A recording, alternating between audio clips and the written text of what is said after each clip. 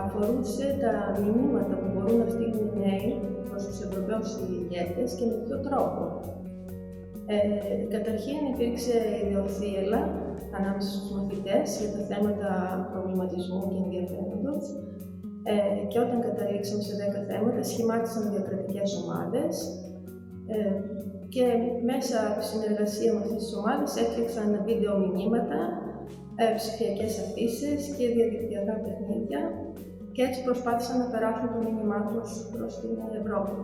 Allora, i ragazzi hanno scelto i temi principali su cui concentrarsi ed hanno selezionato 10 argomenti. Ogni gruppo aveva degli argomenti diversi all'interno del progetto.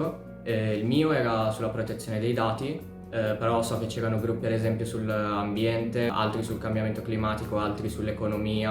Λέγαμε για τους πρόσφυγες, μετανάστες, περιβαλλοντικά θέματα, κλιματική αλλαγή, δωρεάν μετακίνηση, για το πόσο σημαντική είναι η εκπαίδευση στη ζωή των παιδιών και η δωρεάν εκπαίδευση για όλους. Μιλούσαμε για διάφορα θέματα, ναι, για να γίνει η καλύτερη Ευρώπη.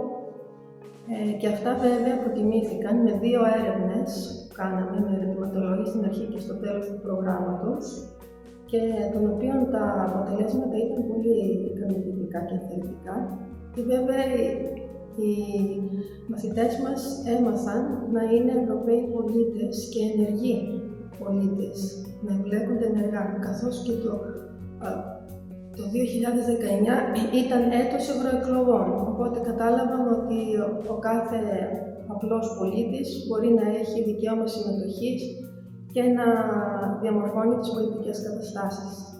Knowledge about the EU institutions, about Europe and about its opportunities is very diverse. It really depends from countries to countries, but also from areas to areas.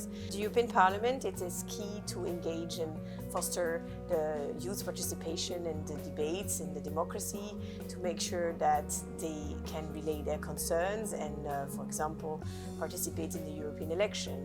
We think education is a key channel to vehicle those messages.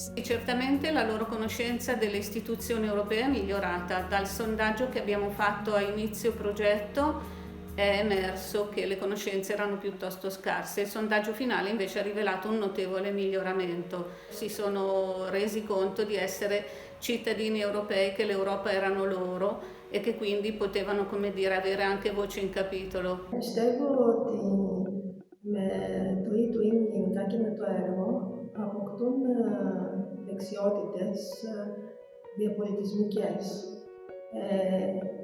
και αυτό τους βοηθάει, τουλάχιστον στο συγκεκριμένο πρόγραμμα, να μάθουν να είναι Ευρωπαίοι πολίτες με ενεργή συμμετοχή για να περνάνε τα μηνύματά τους, να μην νιώθουν φόβο μπροστά στο να εκφράσουν το λόγο, γιατί όλοι έχουμε δικαίωμα συμμετοχής και ελευθερία λόγου στην Ευρωπαϊκή Ένωση.